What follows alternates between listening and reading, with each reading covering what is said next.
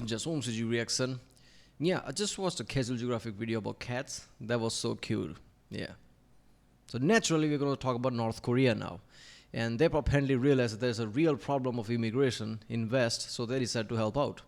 How North Korea finally made it impossible to escape. Watch out, Real Life Lore.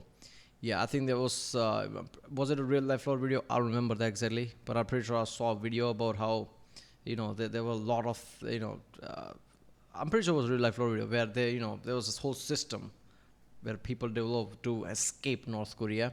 It was already hard. One of the, there are also instances where people don't go through the system but just basically ran, which didn't result in a good way. Some of them escaped. But yeah, this is seriously fucked up.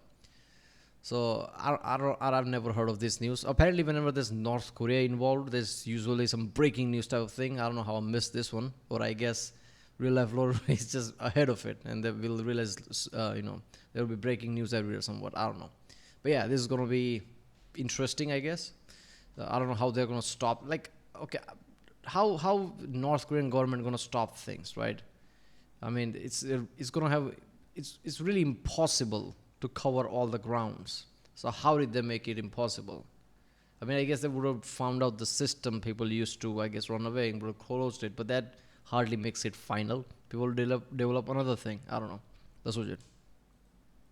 Country in the world today where it's illegal for any citizen living there to leave without receiving prior permission from the state. Doing so is legally considered to be treason by the North Korean government. And if you attempt to do so and are caught, you may be punished with a lengthy prison sentence in a hard labor camp or even sentenced to execution. Even moving about within North Korea's territory is difficult and strictly regulated by the state, as you need official documentation and permits just to legally move from one internal province of the country to another. North Korea is almost universally regarded by just about every organization in the world to have the worst human rights record on the planet, with no contemporary. Yeah, there is a saying, like, you can't have real happiness unless you went through something sad. Just to have a differences thing, that's when you feel it. That's why the richest people are somewhat depressed, because they're surrounded by good things all the time. Imagine whoever escaped North Korea living in this kind of condition and now lives in United States or somewhat. If people have to measure their mind, like what level of depression there is, because I feel like they will be the least depressed of all time. Because North Korea sounds like so constrained, like literally no freedom at all of anything. Like you can't even move around in your own country, in your own state. Imagine then living in somewhere like United States or something. That would be some completely different experience. Like they would be happy all the time, I guess. Or at least for some time, before everything becomes normal, I don't know.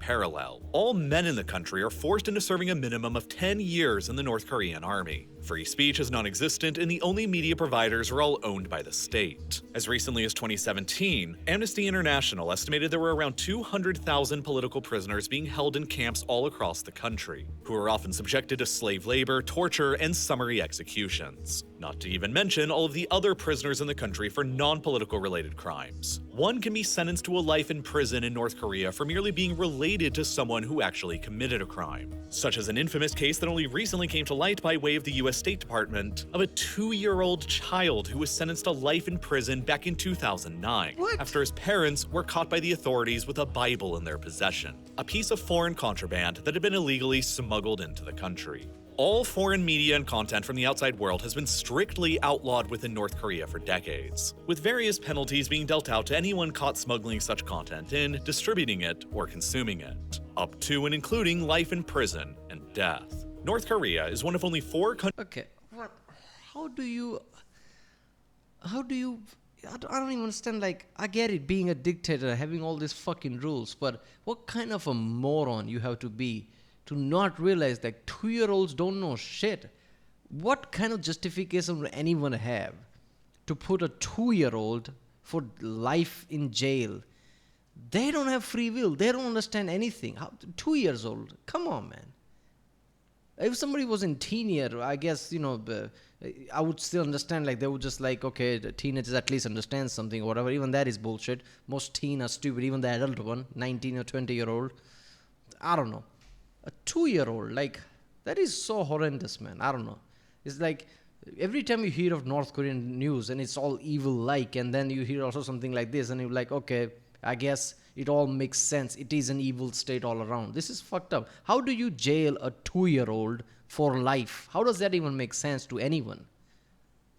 It doesn't matter how much dictatorial you are, that never makes sense. Countries remaining in the world that routinely carries out public execution of prisoners, with the only others being Iran, Saudi Arabia, and Somalia. It also has historically been extremely difficult for any foreigners to get permission to get into the country, and whenever they have been allowed in, they are permanently placed under intense levels of surveillance the entire time they are within, and only taken on highly curated tours where they are only shown what the regime wants to be shown. Sometimes foreigners who visit are even... That is a massive risk anytime anyone goes into North Korea, especially from like someone like United States or something, because you don't like the Russia-Ukraine thing. One thing that proved like any war can break out at any time. If the war breaks out, you are now a prisoner in North Korea. Like they're not going to let go of you. Why the fuck would you go to North Korea?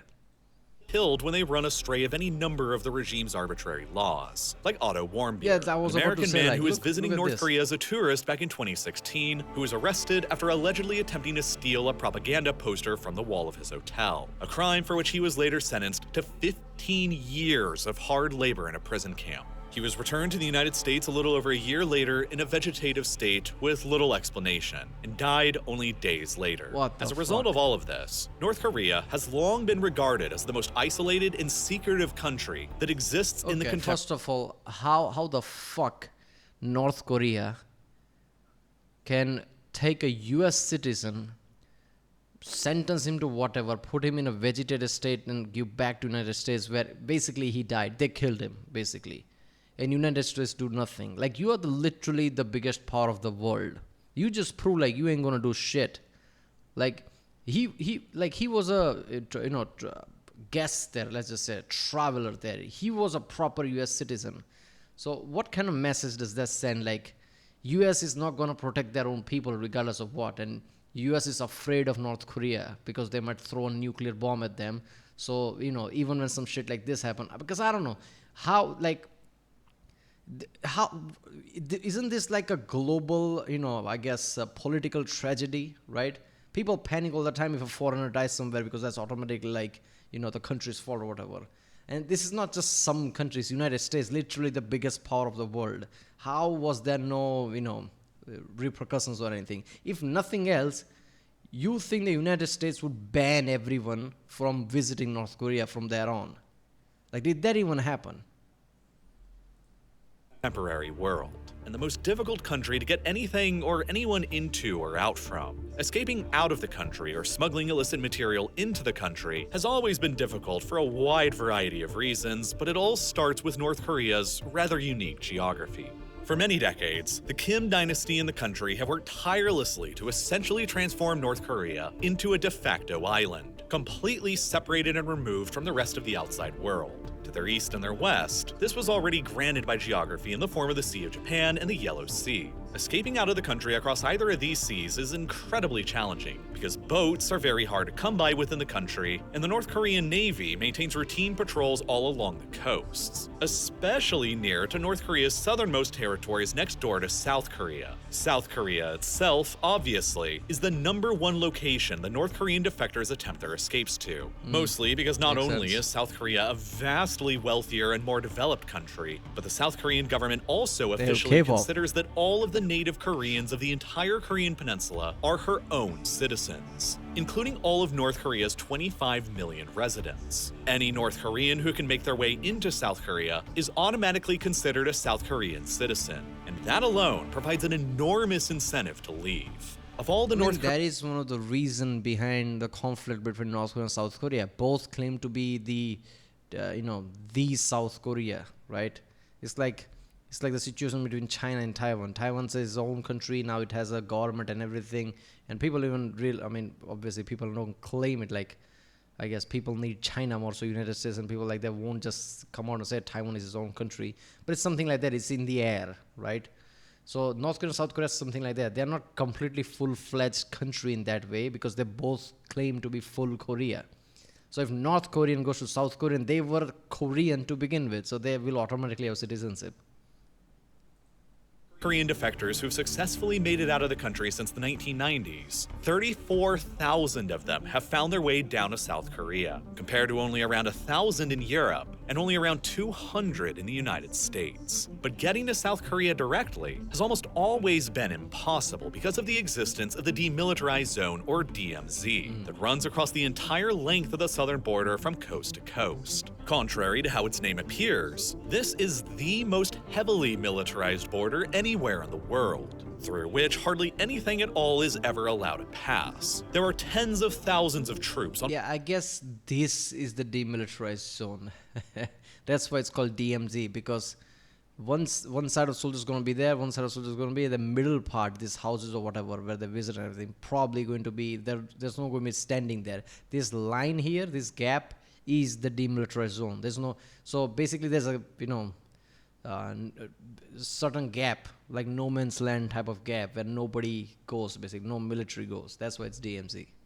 on both sides who directly patrol the numerous lines of walls, fortifications, and barbed wire, in addition to around 2 million landmines. The North Korean Border Patrol has orders to shoot anyone who attempts to cross. There are 750,000 North Korean soldiers deployed within 100 kilometers of the border in the north, and another 450,000 South Korean soldiers, plus 20,000 American soldiers deployed within 100 kilometers of the border to the south. Breaking through this extremely imposing obstacle to get directly into South Korea has always been very dangerous and risky, which is why very few have ever successfully managed to do it. Historically, the comparatively easier but still extremely difficult path to escape out of North Korea was by attempting a run across the northern border into either China or Russia. At the same time, this was also historically the easiest border to smuggle illicit contraband into North Korea from as well. You see, North Korea maintains an official military alliance with China, and while relations have often still been strained between the two, they're nothing like the outright hostility seen on North Korea's southern border. As a result, there is little need Imagine if China made sudden 180 of all their policies and became something like Japan, a democratic country and everything. Yeah, I think that would be the point where North Korea actually flips out. Because North Korea relies on China way too lot, right? It's like a natural friend in form of communism. Because communism comes close to being a dictator, right? So certain values will overlap. And that's why they are obvious friends in that way. But China becomes suddenly like Japan, right? Any democratic country, basically. Westernized democratic country type of thing. Somehow, that's not going to happen. I've seen that never happening for a long, long time. And I guess the more they grow, more difficult it becomes, because only for that to happen is to China to collapse in a way. That's going to be disastrous in itself. So that's not going to happen. But imagine if that happened, North Korea would instantly flip out and start war, right? Even something like that. For North Korea to keep hundreds of thousands of soldiers deployed here, because the risk of an invasion coming from China is fairly minimal. Simultaneously, North Korea's border with Russia is very tiny, at only about 17 kilometers. And North Korea's relations with Russia are also similarly warm, so there's never really been a big need to park soldiers along the small border here to deter a potential Russian invasion. Moreover, the North Korean border with China is massive. It stretches and winds for more than 1,300 kilometers as it generally follows the Yalu and Tumen rivers, through rugged mountains and forests that are mostly very sparsely populated. Thus, for most of North Korea's history, this long border in the north with China has been lightly patrolled and guarded, and so it has been fairly porous and relatively easy to smuggle both goods and people across. This was especially true during the winter months when the Yalu and Tumen rivers freeze over, enabling defectors and smugglers alike to simply walk across them, or during the summer months when the river's depths are at their lowest, enabling defectors and smugglers to just easily wade across them. But the biggest problem with this route for defectors was that once they crossed the border into either China or Russia, they still weren't exactly safe. Both Russia and China have extradition agreements in place with the North Korean government, meaning that any North Korean defectors they catch will be treated as illegal immigrants rather than as refugees, and deported back to North Korea, where they will face immediate imprisonment and potentially even execution. That's why for nearly every defector who did escape across the border into China or Russia, the goal wasn't to stay there, but to eventually make their way into a neighboring safe country, which there are precious few of. Myanmar and Laos were always out because, just like China and Russia, Yeah, no, I said that in, I guess, one of the previous videos. I'm pretty sure it was from RealLifeLore, the one I'm talking about, where there's, North Korea escapees video, I guess. And I even said that, like, there's a city here, right? I forgot its name, but there's a longest channeled, longest train there all the way to Moscow, right?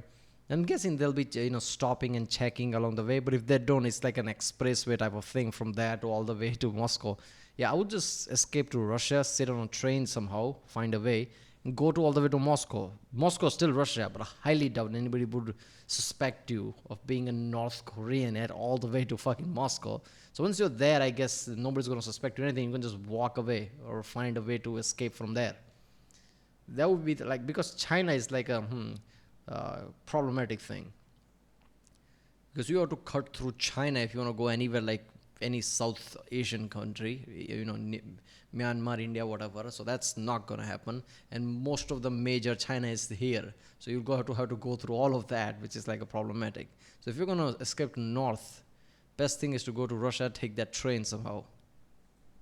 They will immediately deport any North Korean defector they catch in their territories right back to North Korea. For the most part, that only left Mongolia, Thailand, or Vietnam as nearby safe Myanmar countries has the that defectors policy? could flee towards because, since South Korea considers all North Koreans to be their own citizens as well, these three countries will deport any North Korean defectors they catch to South Korea instead. So the plan for defectors was to always cross the porous mountainous border into China, and then, eventually, gradually, make their ways to Mongolia, Thailand, or Vietnam, where they would then immediately surrender to the local authorities there and get deported on a plane to safety and a new life in South Korea. Defections out of North Korea only truly began to spike, however, in the 1990s after the Soviet Union collapsed at the end of 1991, which had been the primary financial supporter of the North Korean regime. Then, with its primary financial benefactor and supporter gone, and heavy financial sanctions placed upon it by the United States, Japan, and South Korea, North Korea suddenly found its economy and agriculture unsustainable. With very little money and hardly any ability to import farming equipment or fertilizer, with food imports from the Soviet Union gone, with exacerbating droughts and floods, and with a base of less than 20% of their land even being considered arable in the first place, North Korea couldn't acquire enough food to sustain its entire population, and the worst famine in the country's entire history followed. It is horrendous. Every time I see those photos of night, right? Those satellite photos shows how much places are lit. And basically, the most surprising thing I found on those photos is like India is the most lit of all, just because it's densely populated compared to anything, right? And I was even surprised by United States. Like I thought it would be lit a lot, but the United States was so big that only part of it is lit and everything is just empty. It's like hours and hours long drive with nothing. Like I don't even know how that feels, but that's not the case here, obviously. Yeah, India's, I guess, in the close to equator, so it just looks in the center glowing. But North Korea is not lit at all. I guess Pyongyang is the only part, very small part that is lit. Most of North Korea is like not lit. So what, they don't have light? So at night, what, they're just like candlelight or something, like fucking Middle Ages or something? It's just fucked up, man. South Korea is lit, obviously, but you can clearly see the border, like South Korea to North Korea. That's just... Because of the North Korean government's incredible levels of secrecy, nobody really knows exactly how bad the famine during the 1990s was. But estimates range from about 300,000 deaths on the lower end to as many as 3.5 million on the higher end, across only 4 years between 1994 and 1998. With masses of people desperate to escape from the famine, defections out of North Korea consequently began to spike. And, sensing an opportunity to make some money, a class of entrepreneurial smugglers in North Korea arose as well, who began smuggling in much-needed items like food and medicine, but also illicit contraband like Western and South Korean movies, TV shows, and books. By the early 2000s, thousands of North Koreans were successfully defecting out of the country every single year, and the vast majority of them were escaping across the northern border into China, making their way eventually to Thailand, Vietnam, or Mongolia, I want to pause too much, but something just dawned on me. With this war with Ukraine, every single country in the world, like most Western countries, which is like obviously part of NATO and combined, but all the major countries of the world, including United States, literally banned everything from Russia. They even took over the SWIFT and everything. And at the same time, North Korea does all this shit, tortures its own people, and I guess just send a 2-year-old to jail for life. How are they not doing the same thing with North Korea? What is it like their people? So that it's like it's the country and it's their people. So I guess we're just gonna look away. Is that the case? Well, Russia, Ukraine is like invaded another country, so that's a no-no. It's like just because you draw on a certain border and there's a dictator took over everything doesn't make those people part of that North Korea, and they suffer. I guess what can you do? People are people, man. And if you're gonna, I guess walk around like I'm the savior of the world or whatever basically Western countries do, why not doing same sanctions and shit like that, and literally choke out North Korea like that until they open somewhat border, or I guess don't do as much atrocity or some shit, because I don't know, man. North Korea just can't just do like, oh look, we have nukes, you better behave. Like what? Many countries have nuke. Pakistan also has nuke. What you talking about? So what? You have nukes. Getting themselves deported from there to South Korea. The number of defectors steadily continued increasing year after year long after the Great Famine had ended, until they reached a peak in 2009, when a total of 2,914 North Koreans successfully managed to find their ways down into South Korea, the largest number to ever defect in a single year since the conclusion of the Korean War back in the 1950s. I guess it's the time where defections out of the country remained high in both 2010 and 2011, with over 2,000 taking place each of those years. But then, at the very end of 2011, something different happened. The man who had ruled North Korea as the supreme leader ever since 1994 suddenly died in December, and his son, Kim Jong-un, succeeded him. And ever since taking power back then at the end of 2011, Kim Jong-un has worked tirelessly to crack down on both defections and smuggling within his kingdom. Signal jammers began getting installed all across the northern frontiers and remote mountain passes to block out foreign cell and satellite signals. Intelligence monitoring of phone calls in the northern areas were increased, while more border fences were being built up and patrols increased. Simultaneously, things were changing in both Russia and China as well. In 2014, Russia signed an agreement with North Korea that they would begin deporting any defectors they caught in the country back, essentially eliminating Russia as a viable country for would-be defectors to escape into once and for all. Meanwhile, China began increasingly developing its own massive surveillance state apparatuses after the passing of the PRC cybersecurity law in 2016. Within just 4 years from then, by 2020, the Chinese had likely increased the number of their surveillance cameras operating all across the country to more than 620 million. More than 12 times. All those cyberpunk type of movies, right? What's that like? Harrison Ford one. Blade Runner? Yeah, Blade Runner. All those cyberpunk type movies where you see like everything's connected, everything's under surveillance. China's like, yeah, we're doing that. We want that shit. I wouldn't be surprised if they have surveillance camera in like changing rooms and shit. Like, oh, I don't care. Everywhere has to be camera.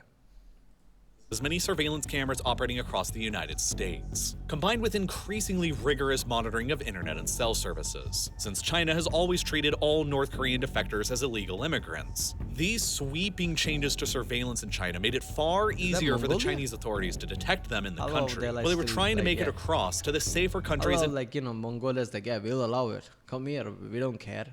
Like, surrounded by all these yellow China and Russia, like, oh, we're not gonna be. Mongolia's like, yeah, we'll allow it. Thailand, Vietnam, or Mongolia, and made their journeys significantly more dangerous and risky than they had ever been before. To compensate for the increased levels of risk that were developing, brokers and human traffickers within China who often helped North Korean defectors escape began charging more and more money to do so. Back in 2007, the average price that a broker in China would charge to help a North Korean defector escape to Thailand or Vietnam was around $2,000. A lot of money for the average North Korean, but still theoretically doable. But by 2012, shortly after Kim Jong-un took power, the price had doubled to around $4,000. By 2015, the price the brokers were charging had doubled again to about $8,000. And by 2017, the prices were anywhere between $13,000 and $16,000 per each defector. Because most North Koreans earn less than $2,000 a year, saving up those kinds of sums to escape would take them years or even decades of scraping by to do. So it became no longer realistic for most to hire a broker to help them unless they already had family members who had escaped before them who could save up the money on their behalf with higher paying jobs in developed economies like South Korea. Thus, at some point in the 2010s, I feel like some of the countries bank need to start this loan system. You come here, we'll pay for it, you'll give us back with interest. It's like how the like the cars, you can buy cars on loan. This is that loan. Like there's education loan, so there's like the defector loan. It came a point where the overwhelming majority of North Koreans could only escape the country if they chose to do so completely on their own, without any help from the outside, which would require them to travel on their own across the mountainous border in the north, and then somehow make it all the way through a massive country like China, with an unparalleled surveillance state, where they don't know the local language at all, in order to get towards a safe country like Mongolia, Thailand, or Vietnam, and never get caught by the police along the entire way. Good luck with that for most. As a result, the trend of people successfully escaping out of North Korea began dwindling downwards with every passing year after Kim Jong-un took power, as it became increasingly difficult for people to do so. By 2019, only a total of 1,047 North Koreans managed to get out of the country to South Korea, less than half of the numbers that had gotten out back at the beginning of the decade in 2010 and 2011. And then, beginning in 2020, the ability to escape from North Korea became even more bleak than it had been before. In January of 2020, only 2 months after the very first reported case of COVID-19 was made in China back in November, North Korea became the very first country in the world to completely shut down and seal all of its borders, citing its desire to keep the virus out of the country at all costs. Basically, all travel into and out of the country was shut down, every international flight that North Korea had was immediately canceled, and nearly all foreign trade with the outside world What about the people that are there, Americans and everybody? Even they are trapped? halted. And at first glance, it kind of makes sense why North Korea was so paranoid so early about the virus. This is a country where it is estimated that around 42% of the population are currently considered to be malnourished, one of the highest levels of malnutrition seen anywhere in the contemporary world, and of course, malnourished people are significantly more susceptible to the negative effects caused by COVID-19 than otherwise healthy people are. North Korea would only end up reporting its first confirmed case of the virus on the 12th of May 2022, and only 3 months later in August, the regime had already self-declared its victory over eradicating it from the country, with only a very minimal 74 officially reported COVID-related deaths. But the reality was almost certainly a lot worse than that.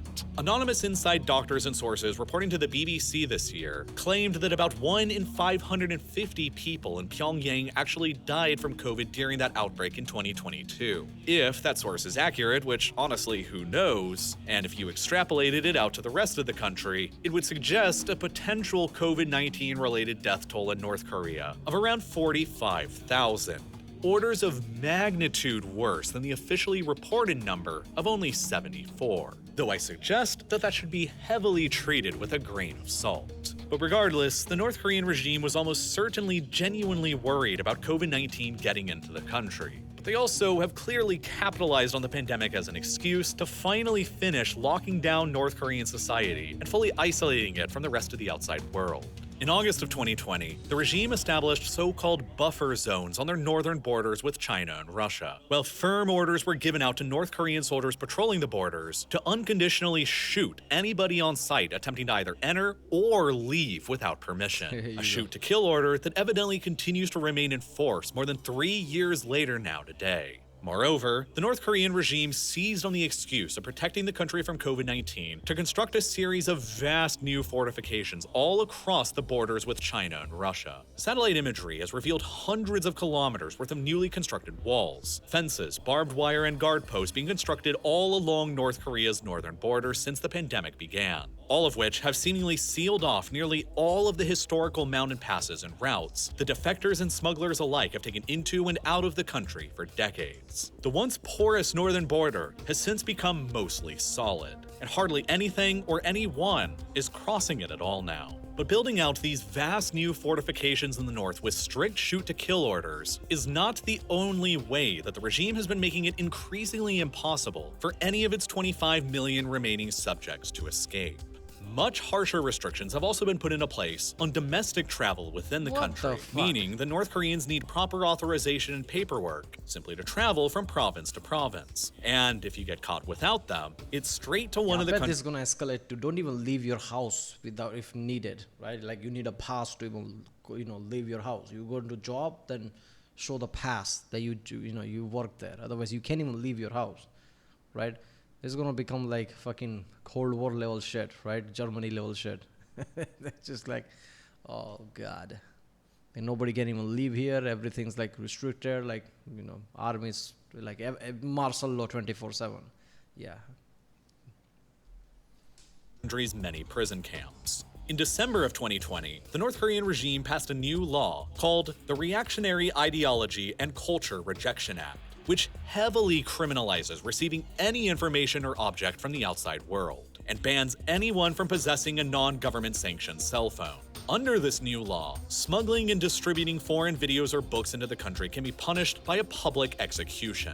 Even simply being caught watching a foreign video or reading a foreign book can be punished with a 10-year prison sentence to hard labor under this new law. Historically, foreign films and shows like South Korean K-dramas or dubbed American movies were smuggled in from China across the northern border on micro SD cards and then sold and watched in secret. But evidently, since the new extremely harsh laws were passed at the end of 2020 and the northern border got much more heavily sealed, these smuggled foreign films and movies into the country have virtually stopped entirely. Moreover, defections out of the country have virtually ground to a halt since the pandemic began as well. In 2020, there were only a grand total of 229 successful defections out of the country to South Korea, a tenth of the amount that were seen only a decade previously. And then 2021 and 2022 saw even less, with only 63 and 67 successful defection attempts taking place throughout the entire years. The lowest levels ever seen in North Korea's entire history as a state since 1948. And so far this year in 2023, the trend is looking to be pretty similar, as the entire first quarter between January and March, some of the best months to escape when the northern rivers are frozen over, only recorded a paltry 34 successful defections taking place. All of this is in comparison to the thousands of successful defections that were taking place every single year back in the early 2000s and 2010s. North Korea, in effect, has become the largest and possibly most successful prison in all of human history since 2020. But it isn't just the new laws and the new border in the north they've built that is all contributing to this. In truth, they're all merely a component of Kim Jong-un's grand concept of transforming North Korea into a truly closed digital state,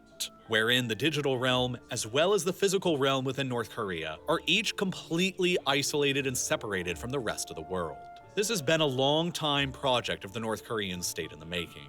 The phones that you can get in North Korea, for example, work very differently than the phones you're used to. State-sanctioned phones from North Korean state-owned companies are the only ones that you can legally possess. They can't connect to the internet, and they can't make international phone calls outside of North Korea. Moreover, they have state-sanctioned software installed on them that cannot possibly be removed, and that disables all foreign files, apps, clips, and text or sound files that were not created on North Korea's own state-owned operating system, called Red Star. These North Korean phones will also continually and randomly take screenshots of messages and activity history that cannot possibly be deleted, and inspections of the phone are mandatory by the North Korean police. In essence, these phones are only usable within North Korea and can only be used in ways that the North Korean regime deems acceptable. But foreign-made phones from the outside world smuggled in across the northern border were always problematic to the Kim regime's desire for this truly closed-off digital state. Foreign-made phones could actually make calls to the outside world,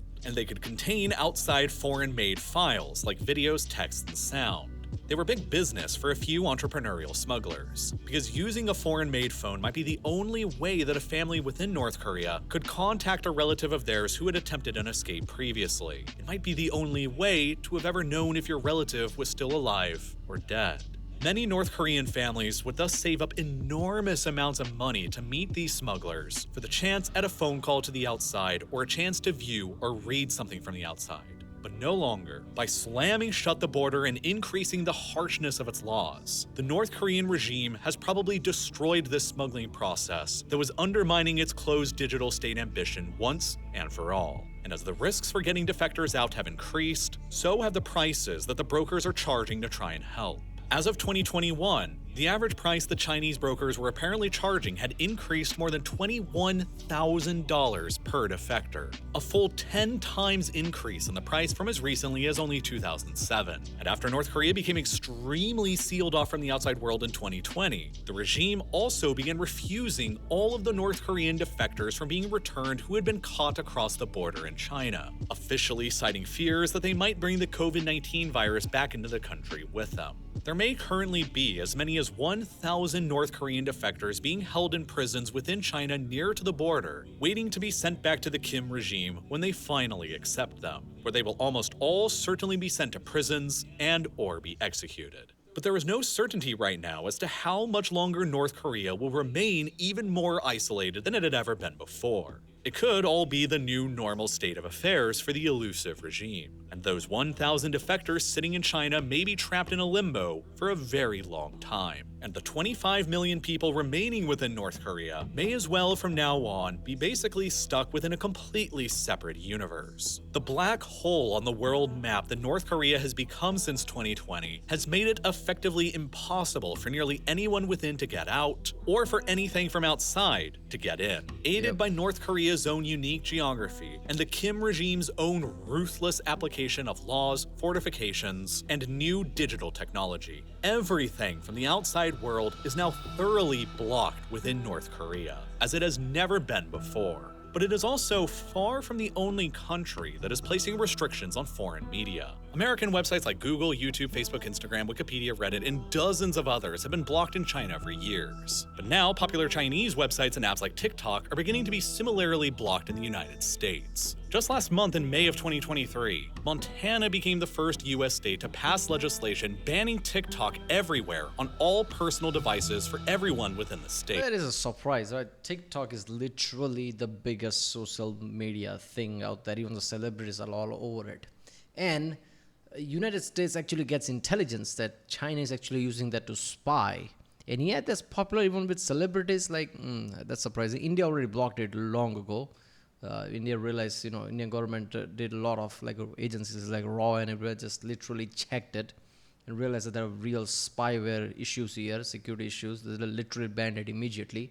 I don't know, 2-3 years ago or something.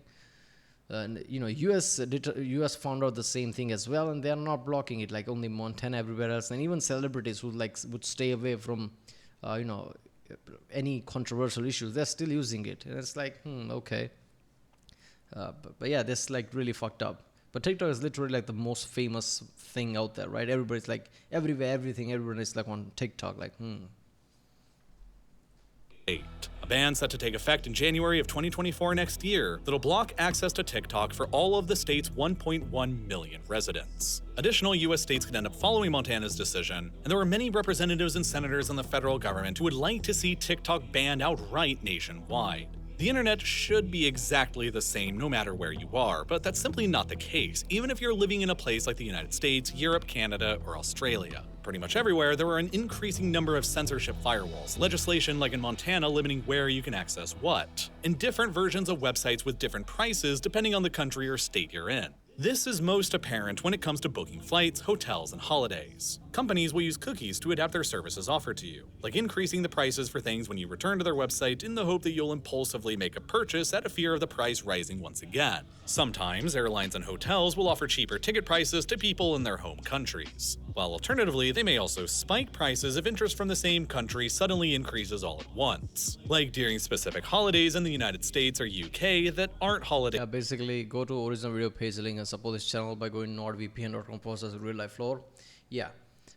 Okay. So the TikTok thing is surprising me because why can't somebody in the US make similar thing? Like why, if it says that much security issue, why not just make your own thing at that point? Like all the major social medias are American. You can't make TikTok similar. That doesn't make sense, but okay.